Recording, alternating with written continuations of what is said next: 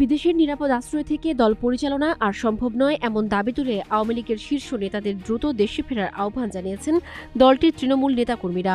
11 April প্রকাশিত এক প্রতিবেদনে দলটির মাঠ পর্যায়ের বর্তমান সংকটময় চিত্র উঠে এসেছে। তৃণমূল নেতাদের মতে নির্বাচনের পর গণতান্ত্রিক পরিবেশ ফিরে আসবে এবং রাজনৈতিক কর্মকাণ্ড শুরু করা যাবে এমন আশা থাকলেও বাস্তবতা সম্পূর্ণ ভিন্ন। অনেক জায়গায় ঝুটিকা মিছিলে বা কার্যালয়ে প্রবেশের চেষ্টা করা হলেও হামলার মুখে তা ভেস্তে যাচ্ছে। নাম প্রকাশে অনিচ্ছুক এক নেতা জানান, ঢাকা দখল ছাড়া তৃণমূল চাঙ্গা করা অসম্ভব, আর এর জন্য কেন্দ্রীয় নেতাদের সশরীরে উপস্থিতি জরুরি। দলের যুগ্ম সাধারণ সম্পাদক আফম বাহাউদ্দিন নাসিম জানান, নেতারা উপযুক্ত সময়ের অপেক্ষায় আছেন। সংসদে আওয়ামী লীগের কার্যক্রম নিষিদ্ধ সংক্রান্ত আইন ও প্রতিকূল পরিবেশের কারণে নেতারা আত্মগোপনে বা বিদেশে থাকতে বাধ্য হচ্ছেন বলে দাবি তার।